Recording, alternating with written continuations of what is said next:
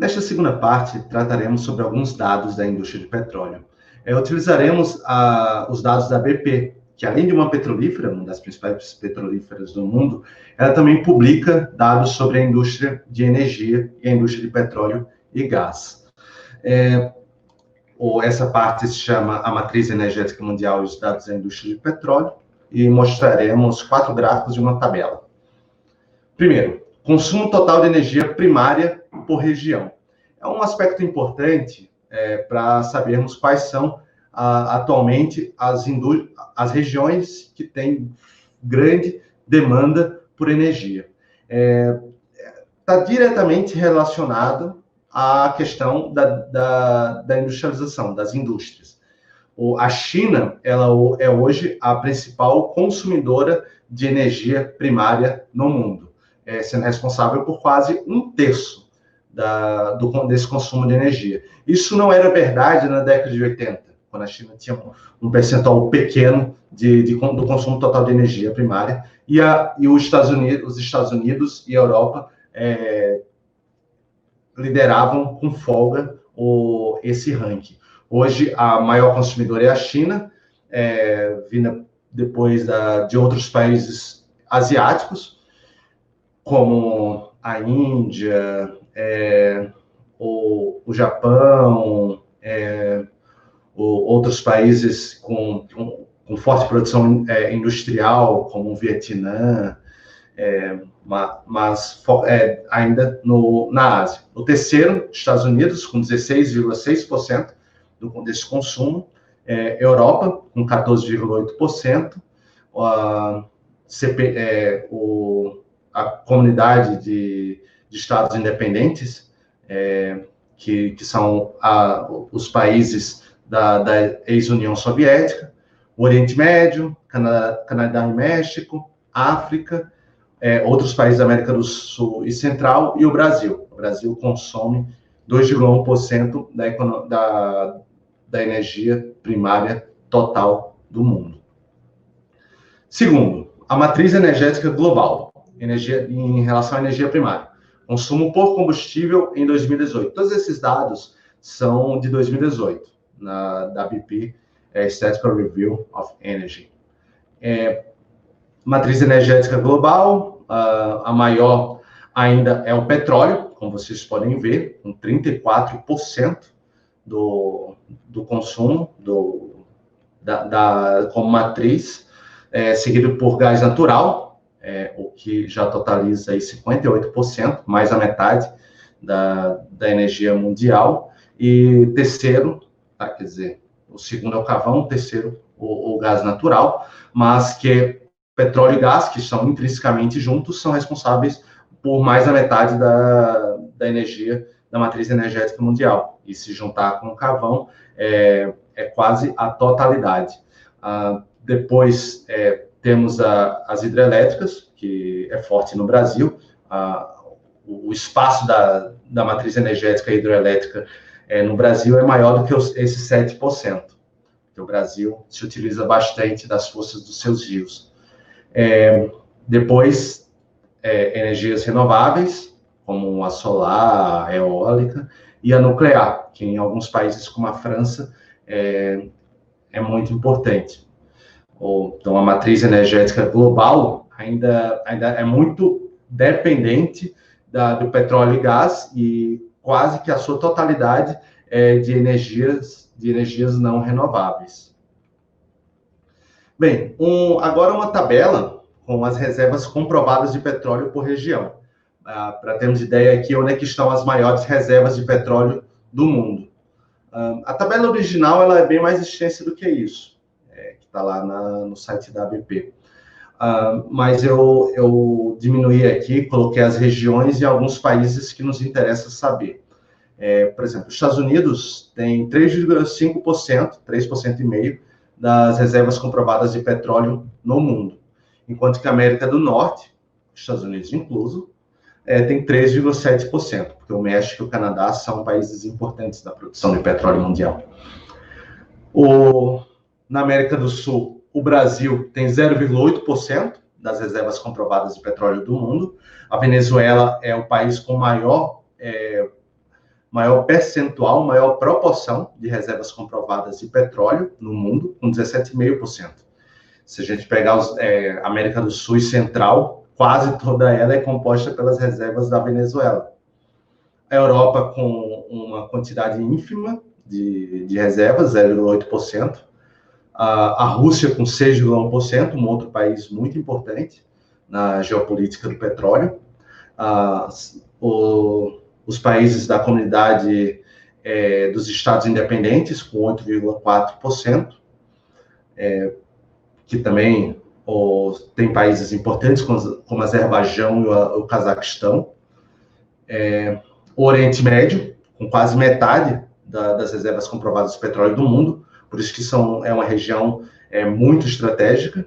A Arábia Saudita tem 17,2%, só perde para a Venezuela, mas é petróleo de muito mais qualidade do que o petróleo venezuelano.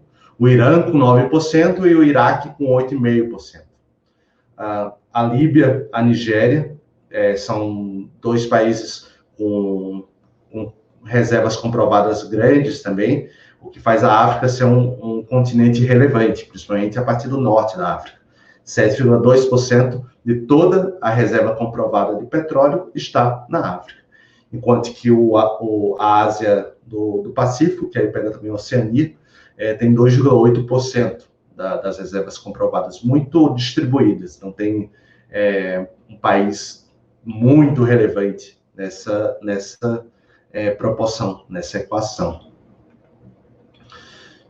Um terceiro gráfico, os 10 maiores produtores de petróleo em 2008 por proporção do total produzido no mundo.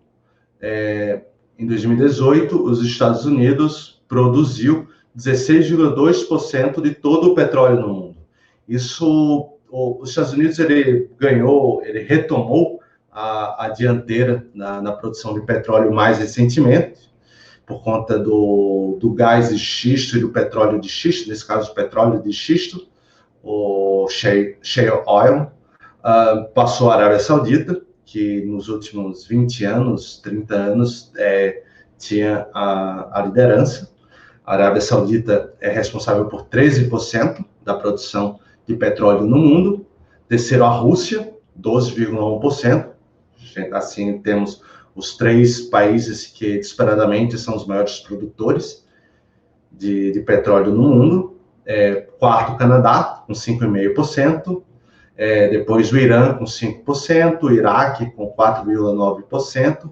Os Emirados Árabes, com 4,2%. A China, com 4%. O Kuwait, com 3,2%. E o Brasil, com 2,8%. É notável como a Venezuela está fora desse ranking, né? Apesar de ter a maior reserva de petróleo do mundo, não figura entre os maiores produtores. Nos últimos anos, com a crise da petrolífera estatal venezuelana, caiu mais ainda nesse ranking. Aqui um quarto gráfico, que é a proporção da produção de petróleo brasileiro em relação ao total de produção mundial. Eu fiz aqui o cálculo, esse não está exatamente assim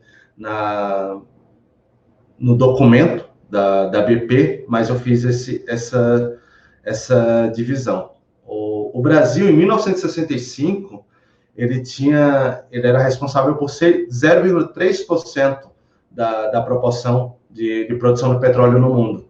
Ele ganhou notoriedade chegando a 1% na década de 80, muito fruto da produção offshore, que vamos tratar na parte de história da indústria petrolífera brasileira, mas retomou o aumento da sua importância na década de 2000. E hoje, em 2018, no caso, chegou a 2,8% da produção total de petróleo no mundo. É um país de relevância hoje na produção geral.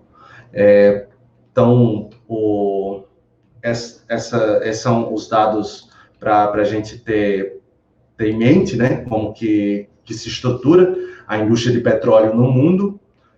Então, se vocês quiserem ver, vai estar no material. Então, todos os dados que eu apresentei agora estão no material. E como fonte primária, vocês podem ver também os dados na publicação da BP.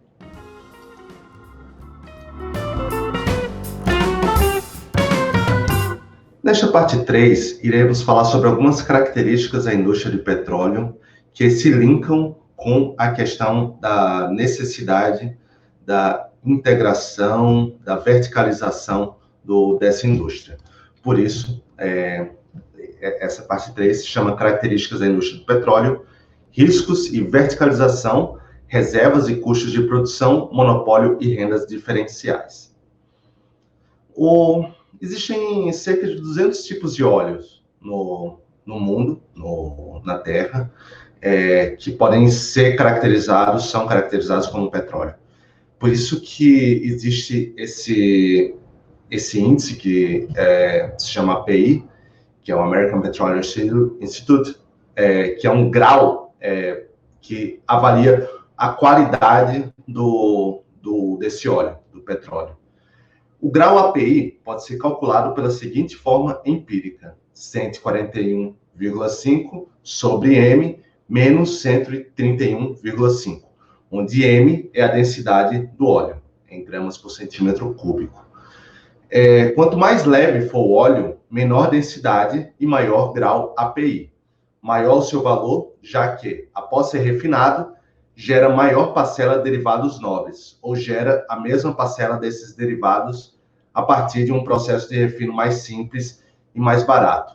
Quanto maior o grau de API, melhor o óleo, porque ele é de melhor qualidade, ele é mais leve e ele gera derivados mais nobres, como a gasolina, o diesel, mais caros e que dá uma maior rentabilidade à venda à produção desse óleo. No Brasil, historicamente, tivemos óleos mais pesados do que em outras regiões, como a Arábia Saudita, que é um grande exemplo de óleo leve. Além de eles terem uma extração fácil, barata, porque a extração é basicamente onshore, na terra, eles também têm um óleo de alta qualidade, ou seja, um óleo com alto grau de API, óleos leves. Ao longo dos últimos anos, tivemos um pequeno aumento do grau médio de API no Brasil, passando de 25 graus em setembro de 2010 para 27,7 neste ano. Olhando aqui os dados da ANP, que publicam periodicamente sobre o grau de API do óleo brasileiro. O pré-sal, ele nos possibilitou produzir óleo de melhor qualidade, com um grau mais alto de API. No pré-sal, esse óleo ele é de mais alta qualidade, podendo ser produzido de forma mais barata, refinado de forma mais barata e gerando produtos de melhor qualidade. O API é um conceito importante para a gente ter em mente aqui quando fala de economia do petróleo, porque a gente vai fazer comparações, porque, bem, como eu já disse, nem todo petróleo é igual. O API é um número que consegue nos diferenciar bem os diversos tipos de petróleo. No mundo, se comercializa petróleo com algumas referências. As duas principais delas são o Brent e o WTI. Todo mundo já ouviu falar sobre esses dois tipos de petróleo. Então, a gente vai ver aqui o que são cada um deles e qual que é essa referência. O Brent foi descoberto em 1971 pela Shell. Deveu-se o nome ao tipo de ganso Brent, para acompanhar o tema de aves marinhas que a companhia empregava para batizar os campos descobertos nessa época. A Shell tem esse histórico, né? Assim como batizava seus navios petroleiros com o nome de conchas, os campos petrolíferos também recebiam nomes, no caso de animais. Em dezembro de 2019, a Shell anunciou que os últimos poços de Brent original deverá fechar, mas o padrão deverá seguir sendo utilizado no mundo. O Brent, ele é produzido no Mar do Norte, então existe uma série de características desse óleo que os outros no mundo, como é que o óleo brasileiro é vendido com algum referencial no Brent? Ou se você pegar os balanços da Petrobras, o referencial é sempre o Brent, nos jornais, sempre coloca o Brent. Não é que o óleo brasileiro seja igual ao do Brent. Inclusive, o óleo do pré-sal hoje, ele é vendido com um ágio em cima do Brent. Ou seja, o óleo brasileiro, o petróleo brasileiro, está sendo vendido nos últimos meses com um acréscimo em relação ao valor do Brent. Tem tanto a formação do preço do Brent, tanto do Brent quanto do WTI. Bem, vamos falar aqui do WTI, eu falo dessas características em geral. O West Texas Intermediate é a principal referência nos Estados Unidos, negociado na Bolsa de Nova York, e refere-se ao petróleo do Golfo do México, naquela região ali do Texas, abaixo do Texas. O WTI geralmente ele está abaixo, né? É um preço abaixo do Brent, mas cada um tem as suas características, seu grau de API, a sua localização, porque tudo isso importa. Quanto mais longe o óleo estiver de grandes mercados consumidores, menos ele valerá, né? Porque ele vai ter que percorrer regiões, vários quilômetros para chegar até o mercado, então ele valerá menos. O Brent está em um local estratégico, assim como o WTI. Como vimos, os Estados Unidos é um grande consumidor, né, de petróleo. Mas o Brent ele está em uma localização boa, porque está próximo tanto da Europa quanto da China, e tem um alto grau de API, assim como o West Texas Intermediate. Há outros tipos também de tipos de petróleo no próprio Estados Unidos, que tem referente à região Louisiana, tem a cesta de petróleo de óleos da OPEP, mas os dois principais que a gente sempre vê nos jornais, que acompanhamos os preços, são o Brent e o WTI. Agora vamos falar um pouco sobre como se distribui os vários tipos de setores dentro da indústria de petróleo, os segmentos da cadeia produtiva do petróleo. Primeiro, o primeiro setor do petróleo se chama exploração e produção, o famoso EIP. Ele inclui desde a prospecção geofísica para identificar jazidas, ou seja, a parte de exploração, você explora regiões para saber se tem petróleo, até a produção e armazenamento do óleo e gás produzidos. É a primeira etapa. Primeiro temos que procurar óleo para ver se existe numa região e extraí-lo. É a exploração e a produção. Segundo, rede de transporte do petróleo, desde as áreas de produção até as áreas de refino, além da rede de transporte dos produtos derivados do refino para as áreas de consumo. É o segundo setor. Ele é responsável por levar o óleo até as refinarias e também das refinarias até os locais de distribuição dos produtos refinados. Terceiro, o refino do petróleo bruto, o setor que é responsável por transformar o petróleo em bens de consumo, como a gasolina, o diesel, a querosene. Quarto, a distribuição dos derivados, que sai da refinaria até os postos, até os locais de venda. E quinto, a comercialização dos derivados, os postos de gasolina ou outros tipos de locais de venda, como os locais que vendem GLP. Esses são os diferentes setores dentro da indústria de petróleo. tem dois termos que se utiliza para diferenciá-los: o upstream e o downstream. O upstream, o de cima, ele é responsável pela parte extrativa, que é a parte de exploração, desenvolvimento e produção, o EIP. Enquanto que downstream são esses outros segmentos da parte de produção e comercialização, distribuição e venda, refino, transporte, comercialização e distribuição. Quando vocês verem o termo upstream e downstream, ele só está diferenciando a parte extrativa com a parte produtiva de refino e distribuição e comercialização e transporte. São só esses termos que nos ajudam a separar, porque são setores que têm suas particularidades.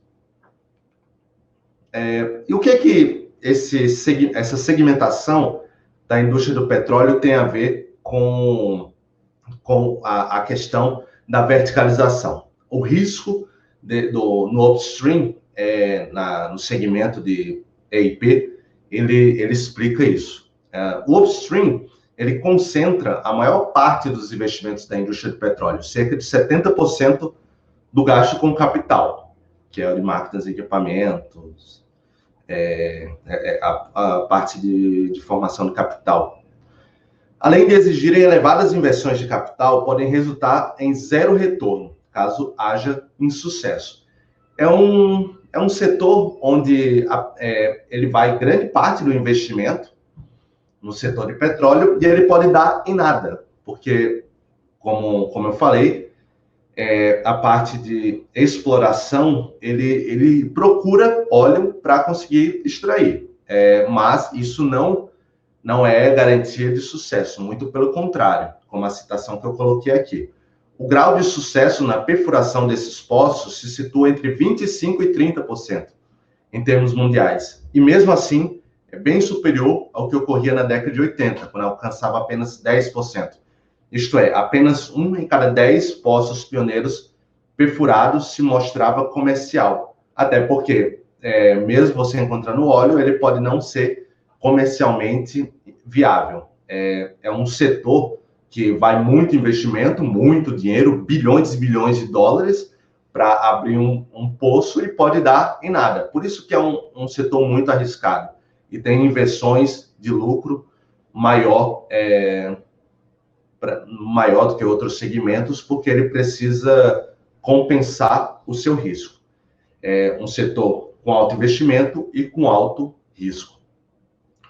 Os atributos técnicos econômicos que fundam a economia do petróleo motivaram a maioria das empresas a integrar verticalmente essas atividades, de forma a distribuir os riscos e os custos entre os vários segmentos da cadeia industrial e obter um risco-custo médio que compense os diferenciais de custo e aumente os ganhos ao longo dos segmentos na indústria. Não somos nós que estamos falando que as empresas têm que ser verticalizadas. Isso é uma citação de um livro sobre economia de energia, não é nenhum sindicalista que está falando, e abordando sobre as experiências internacionais. Existem motivos que levam as petrolíferas serem verticalmente integradas, serem do poço ao posto. Não é um preciosismo. E um dos elementos que forma essa necessidade é o risco. É muito arriscado. Você pode sair perfurando poços e isso não ter o retorno, porque, como vimos, é entre 25% e 30% hoje, com toda a tecnologia desenvolvida, e que pode dar em nada. Se 25% e 30% dos poços perfurados têm retorno comercial, imagine que temos outros 70%, 75% que não dão em nada. São bilhões de dólares que não terão retorno. E a verticalização dessas empresas, ela distribui ao longo da cadeia esse risco, porque os outros setores não têm tanto risco quanto o upstream, a EIP. A atividade do refino é essencial e estratégica para muitas empresas de petróleo, que por isso ao longo do tempo, trilharam o caminho de sua integração, equilibrando o portfólio de ativos que mantêm. Assim, essas empresas conseguem maior nível de estabilidade de suas receitas, amortecendo os efeitos das variações do preço do petróleo, extremamente volátil, sobretudo quando tais preços permanecem em patamares baixos por muito tempo. Isso é um outro autor de uma publicação do BNDES, falando sobre é um artigo sobre refino, e fala a necessidade da entrada do refino para conseguir amenizar os riscos do EIP, do upstream. E vejam que esse artigo, essa citação, trata muito bem sobre o momento em que vivemos, né? Vivemos uma crise do petróleo com um preço muito abaixo da média das últimas décadas. É um momento onde o refino ganha importância. Desculpem as citações, mas é porque eu quero mostrar aqui que são vários autores que falam sobre essa questão, como o downstream, o refino, a distribuição, a comercialização, o transporte, ele tem um papel importante para amenizar os riscos do upstream, do EIP, que é um dilema que a Petrobras vive hoje, porque privatistas querem entregar todas as outras partes da Petrobras que não sejam exploração e produção. O downstream foi a área historicamente mais lucrativa, com retornos altos e estáveis, ou seja, o refino, a distribuição e comercialização era historicamente a mais lucrativa, garantidos pelo baixo preço do petróleo bruto e pela demanda crescente e insaciável por derivados. Foi o segmento mais atraente para o investidor até o começo da década de 80, quando ocorreu forte redução em sua rentabilidade, o que desestimulou a construção de novas refinarias. A partir daí, aumentou a interdependência desses dois segmentos, que tem uma forte interação entre si, com o downstream financiando a etapa extrativista em troca de descoberta de novas reservas que permitirão a perenidade da empresa. Uma empresa de petróleo vive de produzir petróleo e gás natural e de repor suas reservas. A companhia que se descuidar desse último ponto pode estar escrevendo a crônica da morte anunciada, pois as reservas atuais cairão rapidamente e ela não terá como garantir sua perpetuidade sem a disponibilidade de óleo novo, ou seja, as novas reservas que substituiriam as produzidas. Como o autor da Almeida está falando, o downstream ele tem que garantir a sobrevivência da petrolífera, porque momentos como o que vivemos hoje pode baixar a rentabilidade da parte upstream, do EIP, e dependendo de quanto isso possa durar, a não descoberta de novas jazidas, ou o baixo preço do petróleo, isso pode prejudicar a empresa. Então, já temos aqui dois motivos expostos. A questão de não encontrar novas jazidas comercialmente viáveis e a questão dos baixos preços do barril de petróleo. São dois elementos que levam à necessidade da integração de upstream e downstream. E existe um termo técnico que trata sobre a reprodução econômica das reservas, R sobre P, que talvez vocês já tenham visto em documentos sobre petróleo. O RP, ele trata sobre, ele é uma razão que fala sobre quanto de reservas existem em relação à produção de petróleo de uma petrolífera, em relação às reservas de uma empresa ou de um país. O cálculo disso é RT1 igual a RT mais DT menos PT, que RT é o volume de reservas provadas no ano T+1, ou seja, no momento posterior, no futuro, RT é o volume de reservas provadas no ano, T. DT é o volume de descobertas no ano, T. E PT é a produção do ano, T. Ou seja, para manter a relação RP constante, que é o objetivo de uma petrolífera, nós temos que descobrir anualmente, não necessariamente anualmente, mas em um período razoável de tempo, ter novas descobertas para garantir a reprodução econômica das reservas e da empresa ou do país. Por isso que é importante a questão das reservas na indústria de petróleo. Porque, inclusive, a estrutura de custos de uma petrolífera, a formação dos preços de uma petrolífera, ela se dá considerando as reservas.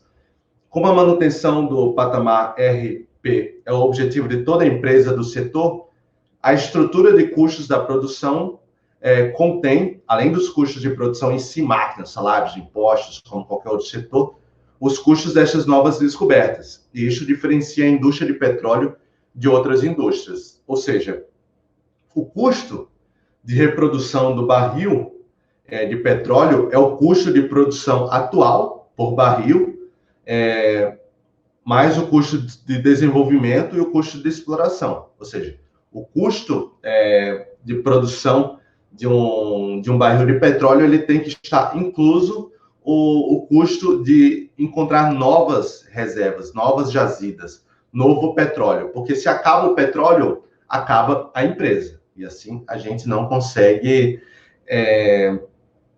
perpetuar a empresa. Se o pré-sal acaba, a Petrobras também vai acabar. Esse é o pensamento essa é a não preocupação que tem o Roberto Castelo Branco, né? Porque ele quer virar um produtor, um explorador de petróleo do pré-sal. Se acaba o pré-sal, então acaba a Petrobras. Parece ser o que ele almeja.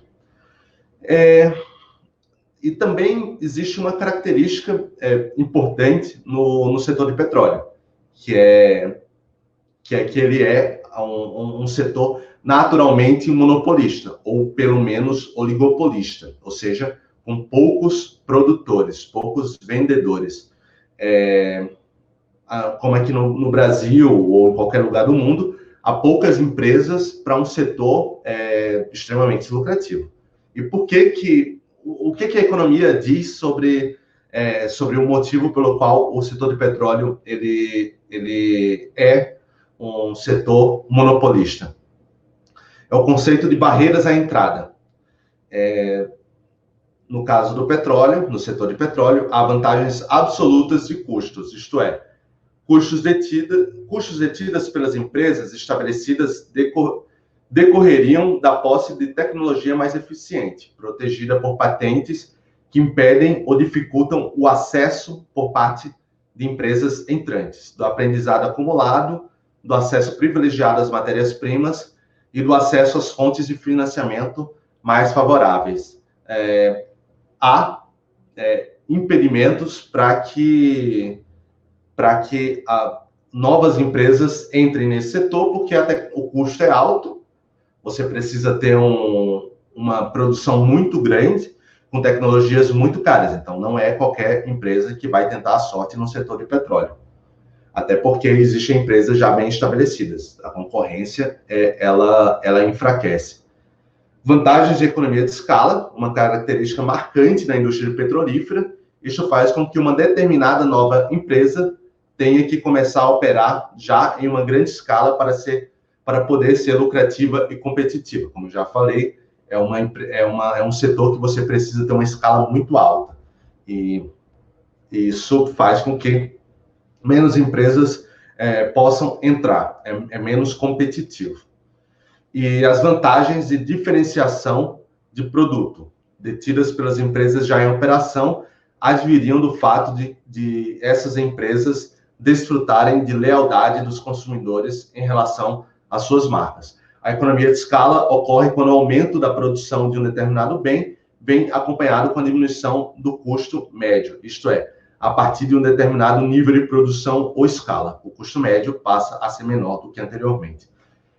Ainda existe essa questão da marca, temos, assim como historicamente, a Texaco, a BR, são marcas que as pessoas confiam mais. Não é qualquer marca que entra no mercado que as pessoas vão comprar de gasolina, de posto. Existe essa dificuldade para a entrada de novas empresas. E no final desse slide tem a questão dos custos, do que é as escalas. Por fim, as rendas diferenciais. Bem, sob o guarda-chuva de um preço internacional do petróleo, que é aquele que nós vemos no jornal todos os dias mudando, a oferta total de petróleo pode comportar o petróleo árabe, extraído a baixíssimo custo, em torno de $2 por barril, para determinados campos gigantes em terra. Mas também pode contar com o petróleo produzido em águas ultraprofundas, cujos custos podem ultrapassar $40 por barril e ainda assim ser ofertado no mercado internacional. O setor de petróleo é provavelmente o único que aguenta, que comporta empresas com custos de produção tão diferentes entre si. Elas são, como coloquei no exemplo do slide, comporta tanto árabes sauditas produzindo a $2, quanto os produtores de xisto nos Estados Unidos produzindo a $45. E isso gera rendas diferenciais, porque os árabes eles passam a ter maiores ganhos com isso, porque você eleva o preço e os custos dos últimos produtores, que nesse caso são os produtores de xisto, serão incorporados como lucro para os produtores sauditas. Isso são as rendas diferenciais do setor.